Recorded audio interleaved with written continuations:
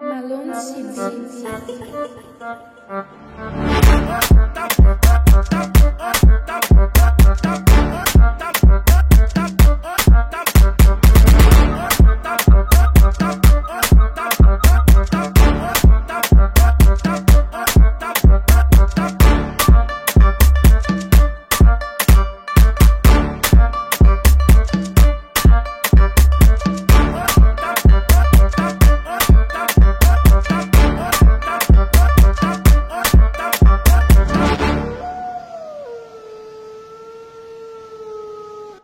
Yes, Nixon, ten eerste thanks dat je bij ons wilt instappen. Ja, sowieso bro. Yes? Ja man, Geen stress. welkom man.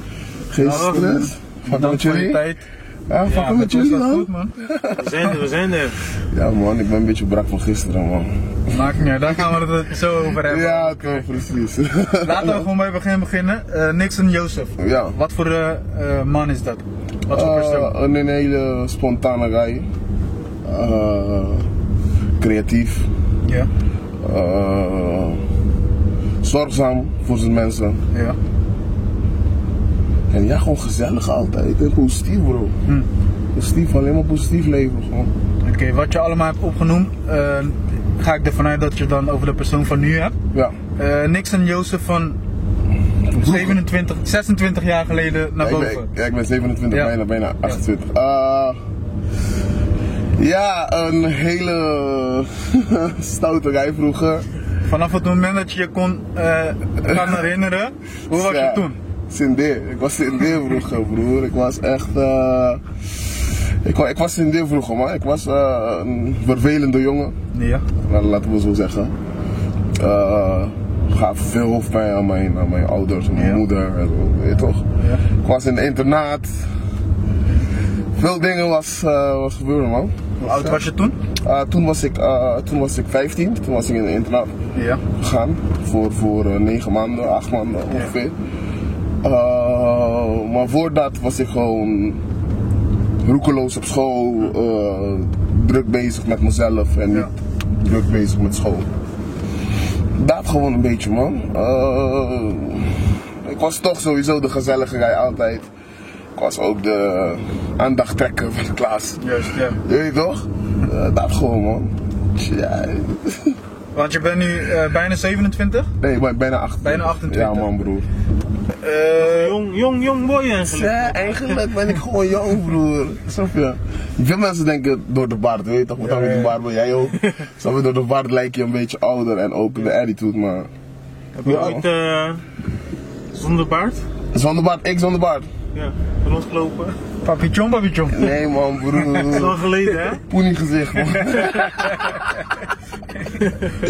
Hoe oud was je toen je naar Nederland kwam? 18. Ik ben in Nederland geboren. Oké. Dus ik ben hier geboren. Ja.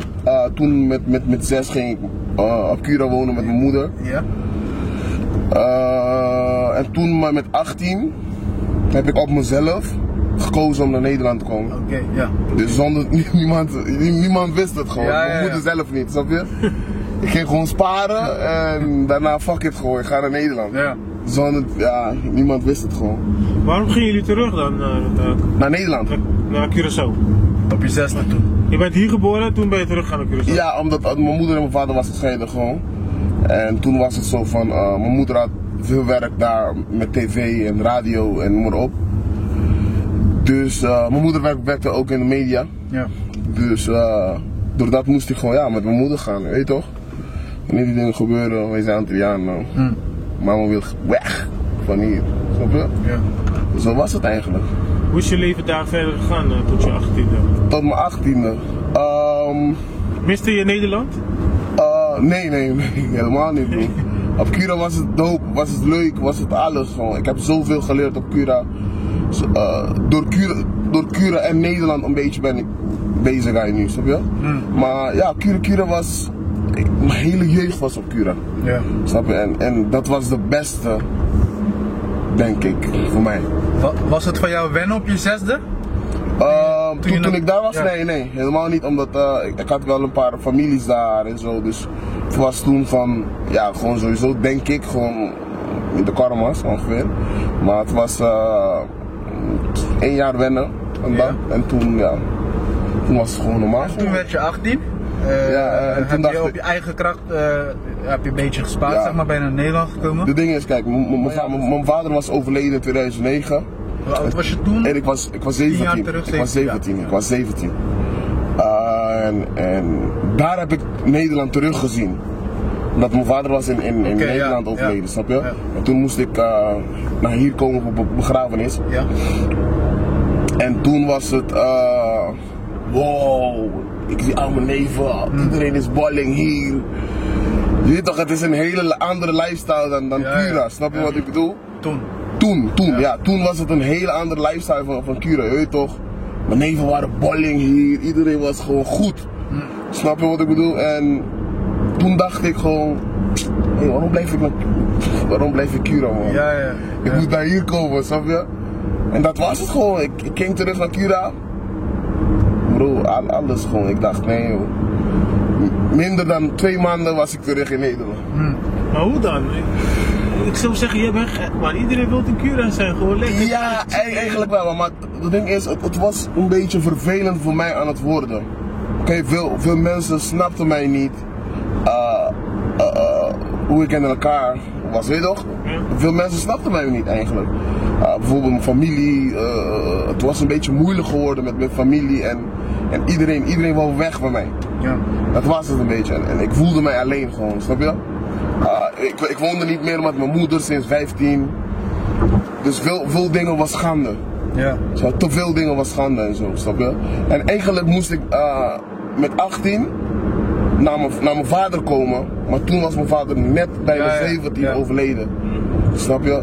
Dus ik moest sowieso komen naar Nederland eigenlijk, snap je? Ja. En toen dacht ik, hey fuck it gewoon, ik ga gewoon naar Nederland, man. Dat was het verlies van je vader. Ja. Volgens mij binnen 5 jaar tijd Verlies van was je mijn moeder aan de beurt. Ja. Helaas. Ja. Hoe ben je daarmee omgegaan? Dat heeft mijn hele leven veranderd gewoon. Dus letterlijk. Mijn hele leven veranderd gewoon. Toen mijn vader overleden was ik een beetje van fuck it, ik doe gewoon wat ik wil. Ja. Ik ging roekeloos gewoon met iedereen om me heen. Ik had geen respect voor niks en je weet toch, het was gewoon, ik was Sindisinde vroeger gewoon. Maar toen mijn moeder overleden was het even beseffen dat hey, yo, weet je wel, je hebt een leven en als je zo doorgaat, ga je dood of ga je in de gevangenis of weet ik veel. Ja. Snap je? En toen was het een klik van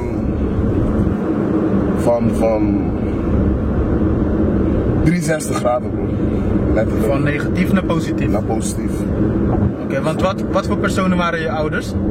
Mijn moeder was een hele werkende vrouw. Hoe zeg je dat? Hardwerkende vrouw. Je weet toch, mijn Nederlands is niet zo goed, maar wat mij heet. Maar mijn moeder was een hele hardwerkende vrouw. Ze was altijd bezig met werk, Je weet toch, media op Cura ook is ook hoofdpijn en neemt veel tijd. Ja. Snap je? Dus mijn moeder had niet zoveel tijd voor mij. En Hoe ervaarde jij dat? Als moeder zijn wil je voor je kind zijn. ja, kijk, het was een beetje, het was moeilijk. Maar at the same time was het ook een beetje zo van, ik had een bepaalde vrijheid. Ja, ik kon doen wat ik wil. Ja, want ze waren er toch niet op dat moment. Ze waren toch niet zo. Mijn vader was in Nederland. Toen was mijn zusje geboren hier in Nederland ook. Dus ik was gewoon, ik was vrij gewoon op Cura, snap je wat ik bedoel? En ik deed wat ik wou gewoon, letterlijk. En figuurlijk gewoon.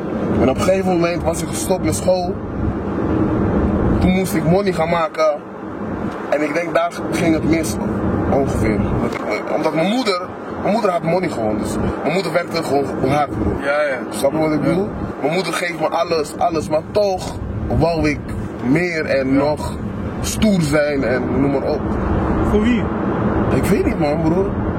Kijk, op Cura, je weet toch, iedereen kent Cura, broer. Het is een hele andere vibe dan hier, snap je? Als je jong bent, dan weet je gewoon, Cura is hard, je moet dingen leren, snap je? En ik gaat gewoon ook automatisch.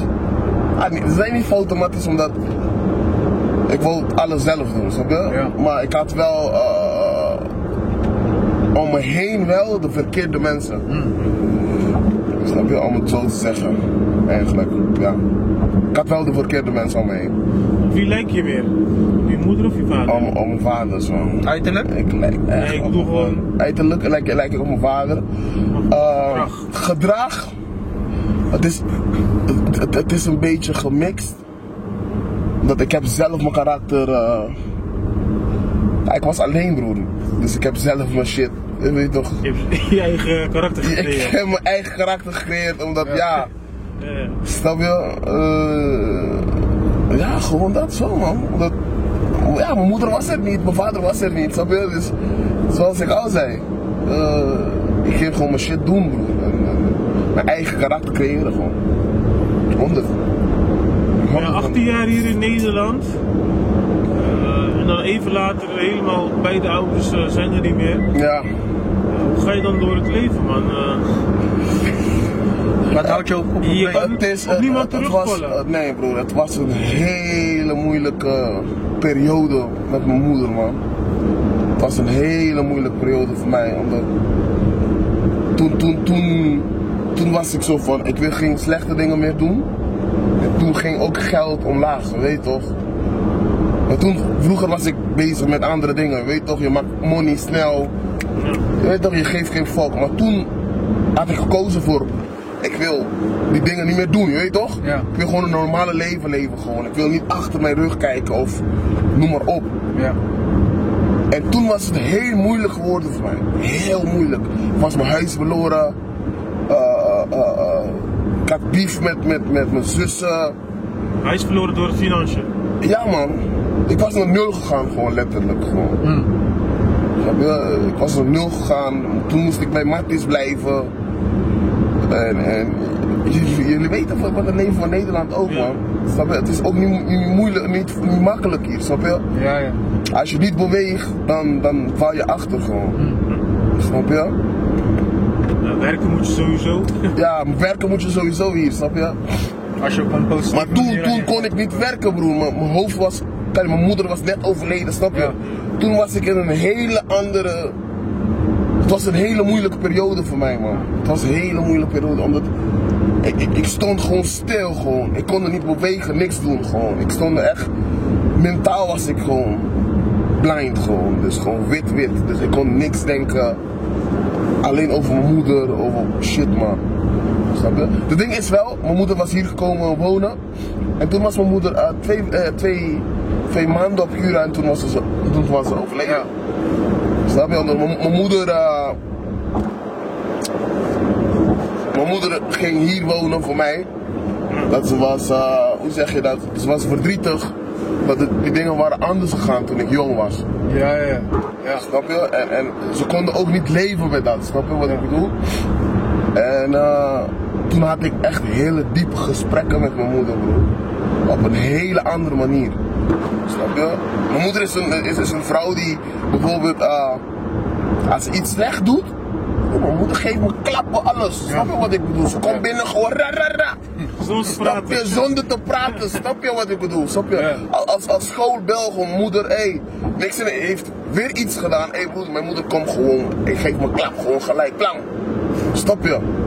Dus door dat ook was ik ook een beetje bang voor mijn moeder op een bepaalde manier. Ja. Ik was niet bang voor mijn vader, ik heb 1 harde klap gekregen van mijn vader, ooit.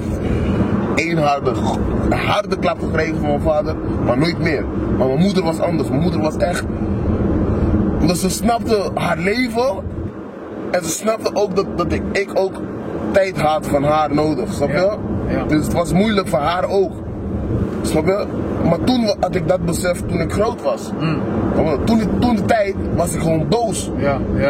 snap je? Ik was gewoon zo van, je geeft me geen tijd, fuck it gewoon, snap je? Maar toen was mijn moeder naar hier gekomen wonen. Omdat met 18 was ik weggegaan. En toen ik 22 was, heb ik gewoon, mijn tante bel mij zo van, je moeder woont hier nu, hè. Door jou. Dus je moeder wil terug contact met jou, je moeder wil met jou praten. Toen heb ik contact genomen met haar en was het ook diepe gesprekken over het leven zelf. Ja. Dus we hebben niet over moeder en kind. Nee, het was een hele andere gesprek dat ik had met mijn moeder. Waarom heb je niet gekozen om die stap eerder te nemen? Om in gesprek te gaan van moeder van... Omdat ik was boos, man. Ik was echt boos, man. Hoe die dingen waren gegaan, man. Dus eigenlijk ben je uit boosheid soort van stiekem naar Nederland gekomen. Juist. Uit boosheid, Ja. uit van iedereen wil weg van mij en dan ga ik weg van iedereen. Ja. Snap je? Hoe ben je er bovenop gekomen? Dat was een van de beste keuzes in mijn leven. Dat ik in Nederland ben gekomen. Dat was een van de beste keuzes dat ik heb gedaan. Omdat hier in Nederland heb ik zoveel ook gedaan, maar ik heb ook zoveel geleerd. Snap je wat ik bedoel? Omdat hier is anders, bro. Hier is anders dan Cura. Cura is alles vrij, hier niet. Snap je?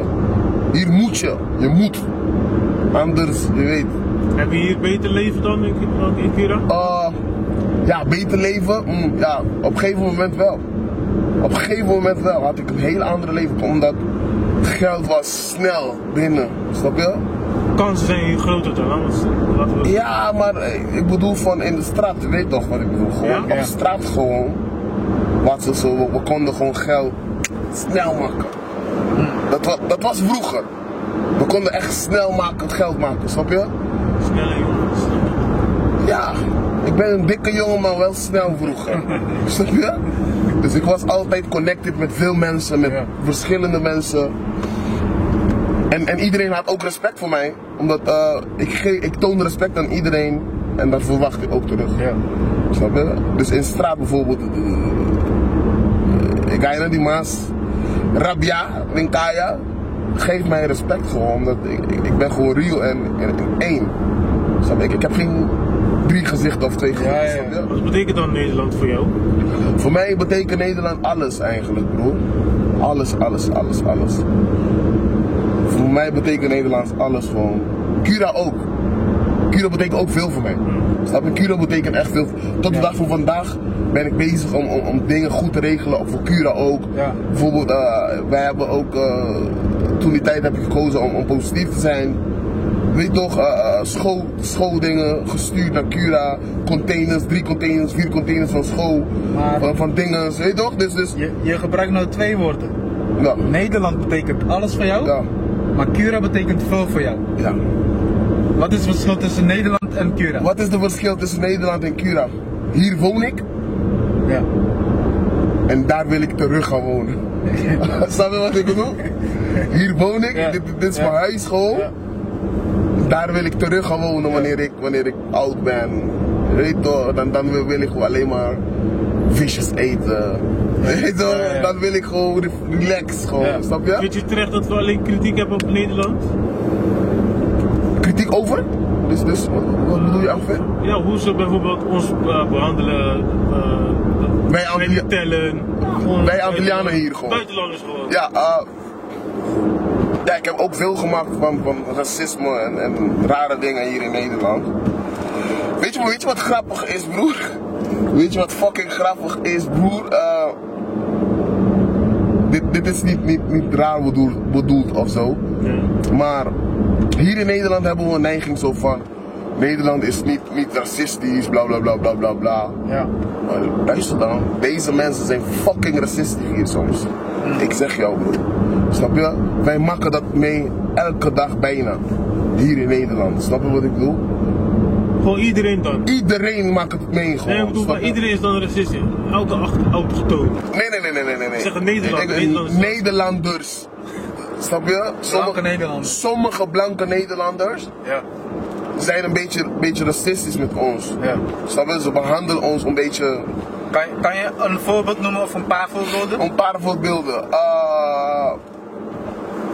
Maar ik kan het ook snappen, hè. Dus ik kan het ook snappen omdat nu zijn ze echt vervelend in Nederland geworden. Maar dat is puur door vroeger. inderdaad veel Antillianen hebben verpest hier. Snap je? Wij moeten ook we moeten ook de real shit kijken, snap je? Ja.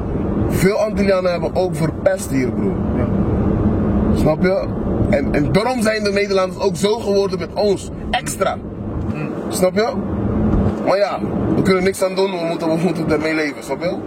Maar je zegt, het komt door de Antillianen die voor ons Vroeger, was. ja, bijvoorbeeld vroeger waren veel Antillianen naar hier gekomen, uitkering gevraagd en daarna gewoon thuis gezeten. Snap Maar vind jij dan dat wij eigenlijk die last van hun op ons moeten dragen nu? Dat is niet eerlijk. Dat is niet eerlijk. Het is niet eerlijk. Vind ik. Snap je? Het is helemaal niet eerlijk, omdat ja, wij zijn gewoon mensen ook. Snap je wat ik bedoel? Iedereen maakt fouten, zelfs een Nederlander maakt fouten, broer. Er zijn fucking veel. Sorry dat ik fucking zeg. Er zijn veel Nederlanders. Ja. Er zijn veel Nederlanders die rondlopen, bro, die rare dingen ook doen. Maar het is een soort alsof ik een crimineel ben. Ik krijg een zoon en die moet ook gaan vastzitten. Precies. Wat ik heb gedaan. Zoals het juist, precies. Ja. Precies, zo is het gewoon puur. Hun behandelen ons gewoon als dieren soms hier, man. En wij doen het helemaal niet zo. Hoe ga je daarmee om? Ja, je zegt het zelf, we maken het elke dag mee.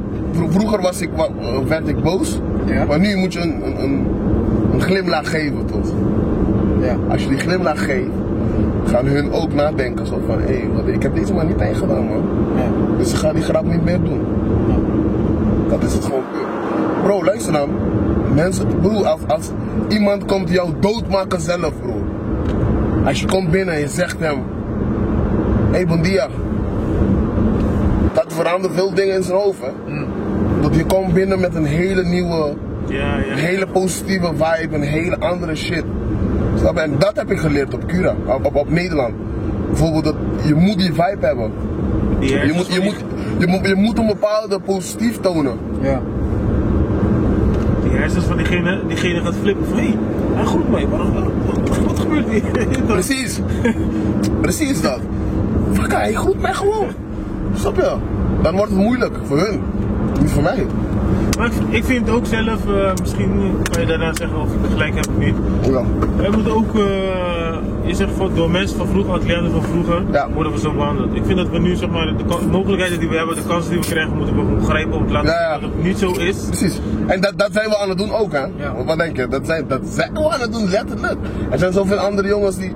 Kijk naar Jandino, kijk naar Juliani Martina, kijk naar die grote namen van Nederland, bro. Die zijn Antillianen van Curaçao. Wij willen ook bij horen, wij zijn ook. Snap je wat ik bedoel? Positief bezig. Precies. Snap je? Wij zijn ook positief bezig, bro. Nu werk ik bij Phoenix, ik heb net getekend bij Mr. Props. Ja. Weet je hoeveel dingen gebeuren, gewoon positieve dingen gebeuren met ons Antillianen, bro. Snap je? Ik heb jullie dingen gezien van bijvoorbeeld van Glenn. Hij is ook een anti, maar hij is ook goed bezig hier in Nederland. Ja. Snap je wat ik bedoel? Iselin Kalister, hallo. Snap je? Ken je Gregory Elias in Cura? Die zijn allemaal, nou dat moet ik niet maar doen eigen ding op Cura zelf nu. Norsi Jeffs, noem maar op. Maar dat zijn Antillianen, dat zijn geen Amerikanen of dat zijn geen Nederlanders die dat doen. Nou, Curaçao. Grote dingen. Hoe is het allemaal begonnen voor jou, man? Met? Oh, je carrière. Met mijn carrière? Het was als een grap begonnen, man. Ik zeg je eerlijk, MC was als een grap, omdat, toch? Huisfeestje? Ja, letterlijk, huisfeestjes, gewoon, snap je? Maar ik deed altijd muziek. Maar ik was bang om muziek naar buiten te brengen altijd. En ik deed muziek voor mezelf. Het was een bepaalde therapie voor mij, muziek. Want op welk moment kom je in aanraking met muziek? Muziek maken? Sinds toen ik klein was, broer. Je moet beseffen dat mijn vader was een percussionist. Ja. Mijn moeder werkte in een radiostation. Ja. TV. Toen ik klein was, ik was altijd bijvoorbeeld bij de trainings van Gio, Vertissimo. Dat mijn moeder werkte samen met GB. Ik was altijd in muziek. Dus ik was altijd in muziek, broer. Snap je? Sinds klein. Dus ik word wakker, er is een radio aan in mijn huis, gewoon. Moet. Mijn huis is nooit stil. Ja. Snap je? Toen ik klein was, dus mijn huis was nooit stil. Altijd muziek. Ik was alleen, maar altijd was die muziek gewoon aan. Snap je wat ik bedoel? En dat was mijn aanraking met muziek. Sinds ik klein was gewoon. En toen toen mijn moeder overleden was, begon ik liedjes te schrijven en eigen dingen te doen. Maar gewoon zelf. Gewoon op mezelf gewoon, in mijn kamer gewoon. Het was puur voor mij. Dat was toen je moeder kwam te overlijden? Ja, het was voor mij een hele goede therapie, man, muziek. En op welk moment dacht je van nee, ik ga dit naar buiten moeten brengen? Pas een paar jaar geleden, man. Pas 3 jaar geleden of zo. Ja, pas 3 jaar geleden, 4 jaar geleden, ja. En toen was ik een MC geworden. Ja. Kijk, ik ben goed in freestylen. Snap je wat ik bedoel? Freestylen met mijn matties. Ja. Dus dat was de uitweg voor mij, man. Dus letterlijk freestylen en shit. Maar de MC-gedoe was het als een grap begonnen met Yang en Chris. Ken je Yang en Chris? Je kent die guys, toch? Die naam is wel... Ja, van House Party, die boys van House Party. Ja. Toen waren wij allemaal samen. En toen was Yang jarig. En toen was ik daar aan het MC'en. Toen was Chris jarig, was ik daar aan het MC'en. Toen was ik jarig, was ik daar aan het MC'en. En toen was House Party een hele event geworden. Ja. Snap je? Het heette gewoon House Party. Klopt. Dat was die naam. Snap je? Maar het was als een grap begonnen, broer. Snap je? Zonder geld. Dus ik had geen geld. Hele avond op stage. Oh, maar gewoon zonder geld gewoon. Dus voor mij was het gewoon meer van leuk gewoon. Het was gewoon chill. Je deed gewoon wat je leuk vond op dat moment. Wat ik leuk vond. Ik had geld niet nodig. Ja. Geld komt sowieso binnen. Ja. Toen die tijd. Snap je? Ja, dat een beetje, man. Zo was het begonnen. En toen, letterlijk kreeg ik gewoon elke maand 2, 3 boekings. Mensen vonden mij leuk. Snap je? Toen had ik voor 100 euro, nee, ja, voor 50 euro was ik op stage. Snap je? En toen heeft hij mij gezien. En hij heeft me gevraagd zo van, heb je manager nodig? Ja. En toen dacht ik, oh damn, is dit echt zo serieus? Dus mijn mensen vinden mij echt aardig. Ja, toch? En daar was het een beetje serieus geworden. Toen heb ik getekend bij Yellow Bookings. Met Patrick. Kennen jullie Patrick nog? Ja. Patrick van Wodkat. Ja. Dus Patrick heeft me gezien in de Club Empire. Dus en toen was het daar echt serieus begonnen. En na 1 maand dat ik ben bij hem getekend, moest ik naar Spanje gaan, aan het gaan MC'en. Oké, ja. Snap je wat ik bedoel? Moest ik naar Duitsland gaan, moest ik hier gaan, moest ik daar gaan. Patrick regelde die dingen gewoon zo snel ook en het was gewoon pam. Snap je? En toen ging ik overal gewoon in Europa MC'en, als MC. Zo was het echt een hele serieuze ding geworden. Waarom geen kok meer? Of iets met kok? Broer, je moet beseffen, toen die tijd deed ik ook kok. Ja. Broer, ik had een... Luister dan. Oké. Ik ben nu eigenlijk pas 1 jaar en 6 maanden ongeveer gestopt met kok. Ja. 1 jaar pas. Snap je? Toen de tijd was ik bezig met MC'en en ook kok fulltime. Dus je moet beseffen, van 3 tot 11 was ik in de keuken. Ja? Ik moet thuis gaan, ik heb een kleine uurtje om te douchen, snel, outfit, let's go. Om 12 uur moet ik in de club zijn. Tot 6 uur in de ochtend. Kijk, dan slaap ik een beetje, dan 3 uur moet ik weer in de keuken zijn. Strijder, snap je? En zo was het gewoon 3 jaar lang. En toen heb ik een blackout gekregen, man. Snap je? Ik heb een burn-out gekregen. Ik was op mijn bek gevallen gewoon. Omdat, Letterlijk? Of? Letterlijk. Letterlijk ook. Ik was shut down gewoon. En toen heb ik gekozen om alleen maar 3 keer in de week te werken in de keuken. Snap je? Dus toen met Marcel, shout-out naar Marcel, mijn chefkok van vroeger.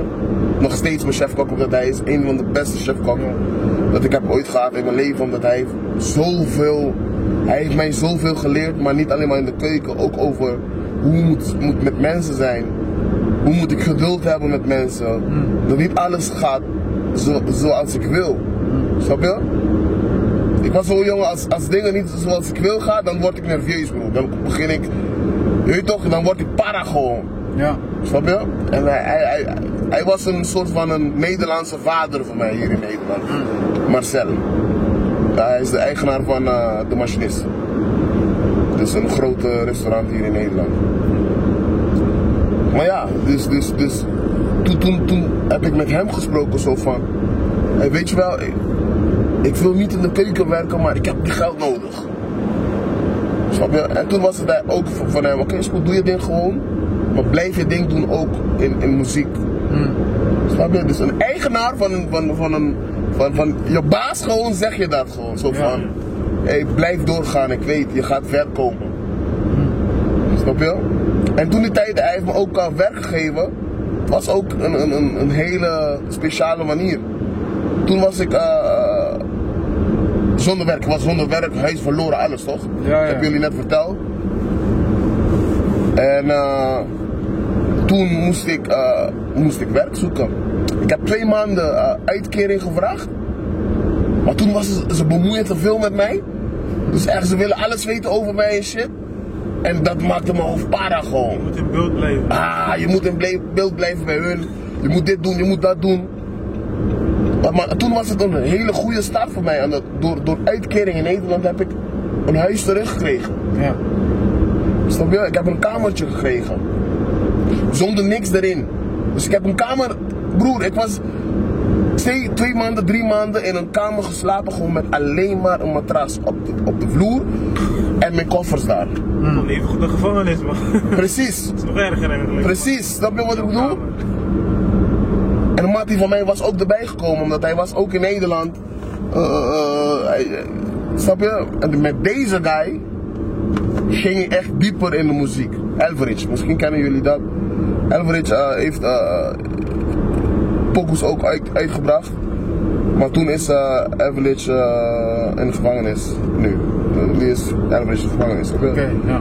Dus de politie was bezig met hem ook. Dus het was een hele ding, snap je? Maar met hem heb ik ook veel meegemaakt. Snap je? Emotioneel en noem maar op ook. Snap je wel? En toen was ik zo van, ik wil geen uitkering meer. Ik had 2 maanden op zijn uitkering. De eerste maand heb ik een kamer geregeld. Ja. Snap je? Bij de uitkering, de eerste maand heb ik een kamer geregeld. Bam. De tweede maand dacht ik, fuck it, ik wil geen uitkering meer. Ik wil gewoon gaan werken. Toen was ik naar De Machinist gegaan. Ik heb die man gezegd, luister dan. Gewoon die baas gewoon. Ik heb gekozen voor een goede leven nu. Ik wil geen slechte dingen doen. Maar ik wil wel een kans hebben om te werken. Snap je? Ik weet niet zoveel dingen meer van de keuken. Maar het komt wel. Snap je wat ik bedoel? En ik kan sowieso goed koken, snap je wat ik bedoel? Dus hij vond het wel dope dat ik zo eerlijk was met hem. Zo van, ik wil een normale leven. Ja. Ik wil geen rare dingen doen. Ik wil gewoon werken gewoon. Toen heeft hij heeft mij gezegd gelijk zo van, hey, je bent welkom hier, je mag hier werken, man. En na 3 maanden was ik een zelfstandig kok geworden daar. En toen ging ik werken, mijn eerste salaris, mijn allereerste salaris daar. Wat denken jullie dat ik heb gekocht? Je eerste salaris? Mijn eerste salaris daar. Een huis of een bed? Ik had geen bed, ik had niks. Dus ik had alleen maar een matras. Maar wat denken jullie dat ik heb gekocht, mijn eerste salaris? Koelkast? Nee, een home studio. Bro. Snap je? Ja. Mic, 2 speakers, interface en een laptop. Ja, we slapen op een matras. Blijven slapen op die matras, maar ik heb een muziek. Snap je? En toen was het mijn derde salaris, had ik een bed gekocht en daarna een kaart. Derde salaris, wat heb je met die tweede salaris? Bij die tweede salaris, ik moest nog meer dingen kopen. Wat denk je? Ik moet Ableton kopen, ik moet dingen kopen. Ik wou GoPro's, ik wou veel dingen. Snap je wat ik bedoel? Ja, ja. Snap je? Ik vond het niet lastig om op een matras te slapen, broer. Snap je? Je hebt een onderdak dus. Ik heb een onderdak, ik kon eten. Snap je? Who gives a fuck? Maar niemand wist dat, broer. Ja. Ik was blij in iedereen, maar toen ik naar huis ga, maak ik mijn deur open, dan zie ik alleen maar een matras, mijn koffers en die studio. Ja. En dat maakte me blij gewoon. Dat was alles voor mij gewoon, bro. Toch wel. Dat was gewoon alles voor mij. Hoe ben je terechtgekomen bij Phonics? Bij Phonics? Ver daarna? Ja, verder na. Bij Phonics ben ik gekomen, Want als ik zo kijk hoe je, alles wat je aan het vertellen bent, wat je hebt meegemaakt. Ja. Als ik even naar je, hoe noem je dat? Interviews in ieder geval. Kijk, een blije gozer. Precies. Happy. Ik ben gewoon, ja toch, ik ben gewoon mezelf. Zoals ik al zei, ik ben een hele positieve guy. Oké, bij Phonics ben ik terechtgekomen. Toen maakten wij muziek. En toen moest ik een Morad even mieten. Ja. Morad werkt bij Phonics. Ja. Morad blijft me aankijken. Hij zegt: hey yo, jij bent echt een goede gozer voor Phonics. Ik zeg hem: nee joh, mijn Nederlands is fucked up man. Hij zegt: maar dat is Phonics. Dat is Phonics. Ja. Ik dacht, deze man zet me zomaar. Hij gooit je in een koek. Hij gooit me zomaar gewoon, snap je? Hij zegt mij: kijk, je gaat nu naar huis. Ik heb een video nodig vandaag van jou. Van 1 minuut. En het ding is, hallo, ik kan editen, ik kan alles doen zelf doen. Ja, ja. Snap je? Dus toen was hij naar huis gegaan. Heb ik mijn mattie gezegd: hey yo, pak deze camera, let's go, we moeten gaan. Je moet zo doen, we gaan dit doen. Heb ik een video van 1 minuutje gemaakt, naar hun gestuurd. Ik heb niks gehoord man. 2 weken, niks gehoord. Ik dacht, nee. Shit, gaat niet lukken. Hey, dacht, Ze vonden mijn Nederlands niet goed. ja, ze vonden mijn Nederlands echt niet goed man. Snap je? En toen heb ik een belletje gekregen van Ibtisam. Hallo! Wij vinden jou echt tof. We willen graag met jou werken. Ja. En zo was het begonnen. Toen in gesprek met hun ook, was ik echt zo eerlijk. Zoals mijn vorige gesprek bij Machinist. Met Chef heb ik een eerlijk gesprek. Maar met Phoenix ook, had ik ook een hele eerlijke, open gesprek gehad met hun. Van wie ik ben en wat ik... Kimi de Parapé. Ja. Misschien die man? Met de Parapé Entertainment. Snap je? Ik vind entertainment dope. Snap je? Entertainment is the shit. Snap je? Ik zou graag miljonair willen worden. Of met mijn kinderen willen opvoeden met entertainment. Ja. En noem maar op. Snap je? Dus zo was het begonnen met Phonics man. Dus echt zo simpel en subtiel en... Snap je? Dus ik was bang eigenlijk, maar toen hebben hun zelf mij benaderd.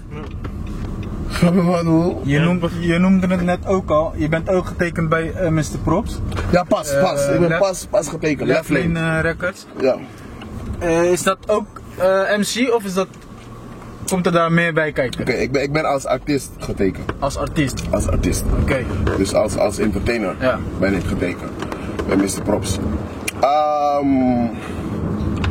Ik heb veel pokoes uitgebracht al, maar die pokoes zijn niet in het papiermens. Ja. Mijn pokus waren altijd in het Engels, snap je? Die ene Monkey Love of zo. Ja, Monkey Move. Dat van jezelf, Monkey Move, Ja, het is van jezelf? Ja, van mezelf en samen met Steve Andreas. Ja. En Stefan, een hele goede maat van mij. Helemaal stuk, man. Ik zeg je eerlijk, maar toen ik dat liedje zag, ik kon je daarna niet gewoon normaal zien. Ik zag altijd die aap. Ja, precies. Precies. Luister dan. Mijn dingen zijn altijd gek en leuk. Ja. Snap je wat ik doe? Ik ben een entertainer. Ik wil mensen entertainen. Zoals gisteren in No Game. Snap je? Veel mensen kwamen naar mij zo van, man, laat die net. Je geeft een goede vibe aan die feest. Voor dat ben ik hier. Om een goede vibe te geven aan die feest. Ja. Snap je? Ik ben niet hier om stoer te doen als MC. Nee. Ik ben hier om iedereen te entertainen. Iedereen moet in die vibe komen van die feest. Snap je? Anders doe ik het niet. Snap je? Daarom ga ik ook los. Daarom ga ik ook hem. Daarom stop ik die muziek. Daarom praat ik gewoon wat ik wil praten gewoon met die mensen gewoon. Snap je? En mensen snappen mij gelijk ook. Want dat is ruw. Snap je? Dat is niet een act of zo dat ik... Oh ja, ik moet netjes gaan praten met mensen. Nee. Ik ben mezelf. Auwo! Gewoon. Snap je? Een beetje om jezelf te uiten. Misschien? Ja? Volgens mij wel. Jawel. Ik uit mezelf in muziek, zoals ik al zei. Het is een bepaalde therapie voor mij. Snap je? Ja, maar op podium ook, dat je even alles loslaat. Broer, ik weet niet wat ik doe op podium. Als ik jou dat zeg, geloof je mij? Nee. Broer, op dat moment... Ik stap uit het podium. Ik vraag mijn vriendin of noem maar op. Heb je me gedragen? Heb ik goed gedaan? Ja. Ja, tof. Oké, goed. Omdat ik weet niet wat ik doe. Op een gegeven moment word ik gewoon blind gewoon, broer. Snap je? Wat gaat er allemaal komen dan voor jou? Oké, wat nu gaat komen is muziek. Wat nu gaat komen is entertainment. Meer positiviteit, meer. Maar nu ga ik ook ik ga ook mezelf, ik moet mezelf gaan zijn met muziek ook, snap je? Ik maak niet alleen maar party tunes, ik maak ook veel emotionele tunes, een hele andere kant van mij, dat ik was bang vroeger om mensen te laten zien. Over 5 jaar, waar sta je dan? Over 5 jaar? Ja. Ik hoop in Miami Ultra Festival. Nee, gewoon Nixon zelf. Waar staat Nixon financieel, mentaal? Ja. Ik denk over 5 jaar dan wil ik sowieso kinderen al. Dan pas? Nee, niet dan pas, maar dus tussen 5 jaar, ja. dus nu en 5 jaar, dan heb ik al een kind. Ja. Snap je wat ik bedoel? Als je moet huren kan je bij Santje zijn. Bij Santje. Ja, Santje al. Ja man. Bijvoorbeeld ook Basaruman is Chito. Ja. Dat is ook een goede maat van mij. Ik en Chito, we hebben zoveel ook met zijn papi hoop ik. Snap je? Gesprekken, snap je wat ik bedoel? En ik support hem ook alles en hij support mij ook. Tenzij wij gewoon ook nos de pleita hoop je daarmee. En ik kom aan met de pleita, broer. Pero nos zie je hoop je video otro, nos risca hoop je kost hoe daarmee. Snap je wat ik bedoel? Zo van, hey Roman, baan gewoon, fuck it gewoon, let's do it gewoon. We staan gewoon erbij. Snap je? Botaan meer. Ja. Snap je? Wij allemaal, broer. We zijn jongens die... We durven, broer. We durven gewoon. Ja, als je dat niet in je hebt, denk ik, dan kom je er niet. Precies, we durven dan gewoon. Dan kom je niet ver, denk ik. Letterlijk. Dus 5 jaar, denk ik, Nog in Nederland wonen? Ja, nog in Nederland. Of misschien UK, of misschien Amerika. Ja. Weet je nog niet. Oké. Zoveel plannen, man. Ja, zijn kleine tips wat hij nu geeft. Ja, geef kleine tips, ja. Ja, ik kan niet veel verklappen, maar we zijn gewoon met grote dingen bezig met artiesten van UK, producers van Amerika, ook Antilliaanse producer. Shout-out naar Alexargo. Alejandro, deze guy is echt een genius. Snap je wat ik bedoel? Deze guy is echt een genius, man. Alexargo. Dat is mijn broertje. Dat is mijn broertje gewoon. Snap je? Alexargo is echt een van mijn broertjes gewoon. Ja. Zoals Steve Andreas. Het is gewoon mijn broers. Snap je? Shout-out van mijn Arubaanse gang. Stanley, Brian, Dylan, Kim Ranis, Kim Kusi. Ik heb zoveel positieve mensen om me heen nu. En iedereen support mij ook. Hoe belangrijk is dat voor jou? Het is super belangrijk voor mij. Hun zijn mijn familie, broer. Ja. Ja, man. Ik heb een familie gecreëerd met mijn matties. En mijn kring gewoon. Dat zijn allemaal Arubanen. Mijn accent, daar kan je op je dan mee. Zo heb je de dreigen op je Rubiano. Hoop je gewoon zo dan mee. Maar een van mijn beste matties zijn gewoon Arubanen. Arubanen, ja. Ja. Ik ben nooit naar Aruba geweest. Deze december ga ik naar Aruba. Met mijn matties. Vandaar kerst vieren. We gaan gek doen. Ja, ik ga kerst vieren op Aruba en daarna ga ik terug naar Curaçao. Zo zal ik ook zo zijn dit. Dat toch? Cura, veel boeking, veel dingen. Noem maar op, man. Noem maar op. Zet toch? Wat is hetgene wat je in de afgelopen, laat maar zeggen, 28 jaar hebt geleerd? Dat leven totale plaatje. Ja. Leven kan jou gewoon veel klappen geven. Leven kan jou echt veel klappen geven, gewoon harde klappen. Maar zorg dat je die klappen teruggeeft. Snap je? Life is a bitch. Snap je? Maar je moet haar als een bitch treaten ook. Snap je? Zo, bied het aan broer. Ik ga dit in de papierment zeggen, sorry man. Maar bied het bij Dalbo die turbanda, mati. Die turbanda. Bied het bij Batibu. Pero tabu mensen saku met een kibra of kita passen. Tabu mensen saku met een halapat tras. Wak en move ku bied het bij de Batibu gune.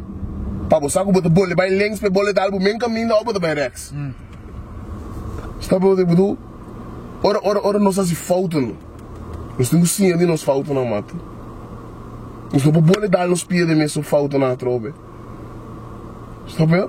Want vroeger deed ik dat. Maar toen mijn moeder overleden was het ook van, oké.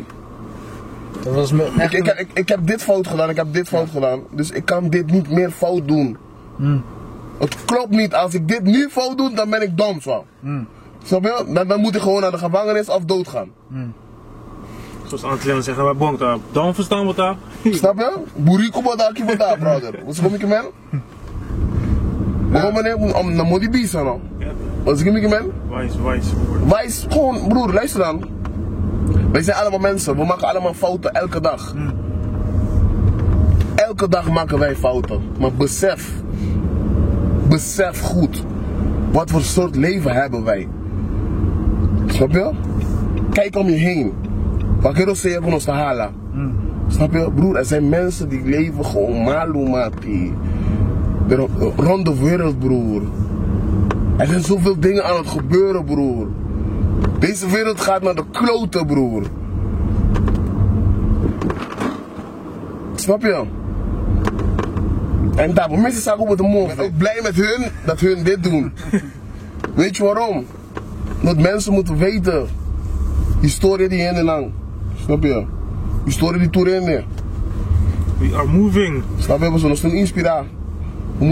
We moeten mensen inspireren, broer. Dat is mijn doel. Ik wil mensen inspireren. Young boys. De young die chimies. Ik wil iedereen inspireren om door te gaan, broer. Over inspiratie gesproken. Hoe zou je de jongeren, of misschien niet eens jongeren, hoe zou je iedereen kunnen motiveren om te doen wat ze willen doen? Ja. En echt voor hun doel te gaan? Alles heeft een start. Alles heeft een start. Alles. Zelf om naar gym te gaan, ik heb een start nodig om naar gym te gaan. Snap je, maar ik moet die stap nemen. Snap je wat ik doe? Dus. Ik zou praten met Esco. Precies. In het leven, je moet ergens beginnen. Denk niet, je gaat gelijk groot of gelijk bam, gelijk boom. Nee, je moet ergens beginnen. Snap je wat ik bedoel? En als je daar begint, je hebt alles start. Je moet alleen maar doorgaan. Alleen maar doorgaan. Alleen maar doorgaan. Alleen maar doorgaan. Ga niet stoppen voor niemand. Niemand gaat jou helpen. Snap je? Toen je de biba nam bida mati. Wat ik biba bob bida. Zorg voor bota onkamine. Snap je wat ik bedoel? Als je bent begonnen, dan moet je gewoon doorgaan. Ja. Gewoon. Snap je? Alleen dat gewoon, man. Niks man. En shout-out naar al die nieuwe artiesten ook, man. Timo en Mars, Moussa. Er zijn zoveel dingen onderweg, broer. Ik zeg jou. Zoveel dingen onderweg, man, broer. In jouw omgeving? Ja, man. Met betrekking? Ja, man. Ik ben nieuwe artiesten aan het helpen op een bepaalde level te komen. Niet alleen maar zomaar. Ik wil dat allemaal in de gaten houden. Wat moet ik volgen dan? Wat moet je volgen? Je moet Timo volgen, je moet Mars volgen. Mars is een panty dropper. Wat ben jij zelf allemaal te volgen? Waar kunnen mensen jou vinden? Oké, kijk, je kan me altijd vinden op Instagram, Nixon, Nixon, .Joseph, Joseph. Je kan me ook op Facebook vinden, ik heb een like page op Facebook. Volg mij op YouTube, Nixon Joseph ook. Dat gewoon, en je kan me altijd vinden waar het gezellig is. Check de beschrijving, mensen. Komt alles te staan. Ga hem vooral volgen. En stalken voor nieuwe muziek. Ja. Hey, shout-out naar deze broers, wat weet je van dat, hè? Onko en Kiko Barba. Hij ook heeft een baard, ik heb ook een baard, je weet toch? Hoe mag je uit? We zijn hier. Op jou, maar ik heb mij een beetje bijgeknipt. Hey, jij ook bedankt voor je tijd. Ja. Om dit te checken. Ja. Ja toch? Klopt. Sowieso, man. Deze man doen een hele goede werk. Dit is dope. Ik ben gewoon trots op jullie, man. Ik zeg je eerlijk. Thanks, man. Thanks. Dankjewel. Mensen, bedankt voor het kijken. En abonneer op ons kanaal. Abonneer op Nixon kanaal. En we zien je in de volgende aflevering. Ik ben Dio. Ik ben Sontje. We zijn samen hier met Nixon Joseph. Juist. Zie jullie.